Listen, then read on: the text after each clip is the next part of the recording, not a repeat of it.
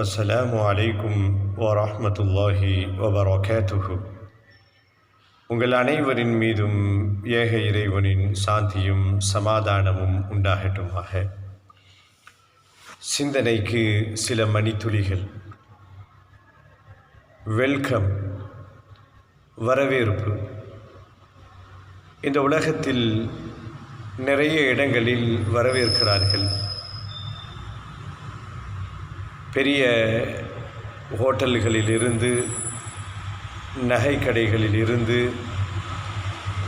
விமானத்திலிருந்து வரவேற்பதற்கென்றே சில வரவேற்பாளர்களை அமர்த்தி வருகின்ற மக்களை வரவேற்கின்ற காட்சிகளை நாம் பார்த்திருப்போம், அனுபவித்திருப்போம். ஒரு வித்தியாசமான வெல்கம். எல்லோருக்கும் அந்த வரவேற்பு கிடைப்பதில்லை. இஸ்லாத்தினுடைய ஆன்மீக கண்ணோட்டத்தில் ஒரு மனிதன் உண்மையான இறை நம்பிக்கையாளனாக, நல்லடியானாக இருந்தால் அவனுக்கு கடைசி தருணத்திலே ஒரு வெல்கம் கிடைக்கும். இந்த உலகத்தை விட்டும் பிரிகின்ற அந்த தருணம், புதிய பாதையை எதிர்நோக்கி கொண்டிருக்கின்ற அந்த தருணம், எதையெல்லாம் அல்லாஹ் மறைத்து வைத்திருந்தானோ, நம் கண்களுக்கு தென்படாமல் இருந்ததோ அத்தனையும் தென்பட ஆரம்பித்துவிடும். உயிர் பிரிகின்ற அந்த கடைசி தருணம், சக்கராத் என்று சொல்லுவோம் அல்லவா, அந்த தருணத்திலே மடக்குகள் இறக்கப் போகின்ற அந்த நபருக்கு காட்சி தருவார். நல்லடியார்களாக இருந்தால் சொர்க்கத்திலிருந்து கஃன் ஆடையும் நறுமணமும் கொண்டு வரப்படும்.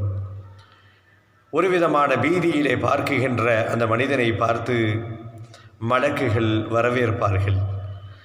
லா தஹாஃபு வலா தஹஸனு, மனிதா கவலைப்படாதே, அச்சப்படாதே, நீ பயப்படாதே. வஅப்ஷிரு பில் ஜன்னத்தில்லதி குன்தும் துஅதூன், உனக்கு வாக்களிக்கப்பட்ட சொர்க்கத்தை கொண்டு நீ நன்மாராயம் பெற்றுக்கொள். நஹ்னு அவுலியாஉக்கும் ஃபில் ஹயாத்தித் துன்யா வ ஃபில் ஆஹிரா, இனிமேல் தான் நாங்கள் உமக்கு தோழராக இருப்போம் என்று மலக்குகள் கொடுக்கின்ற அந்த வெல்கம் எல்லோருக்கும் அமைவதில்லை. யார் ஓரிறைவனை நம்பிக்கை கொண்டு நல்லொழுக்கம் உள்ளவர்களாக, இறையச்சமுடையவர்களாக இந்த உலகத்திலே வாழ்ந்து மரணிக்கும் போதும் அதே நிலையிலே மரணிக்கிறார்களோ அவர்களுக்கு கிடைக்கக்கூடிய அற்புதமான வெல்கம் மலக்குகள் மூலமாக அல்லாஹ் தருகின்றான். அந்த பாக்கியத்தை நம் அனைவருக்கும் ரப்பு தந்தருள்வானாக. புரிந்து கொள்வதற்கு இறைவன் அருள் புரிவானாக.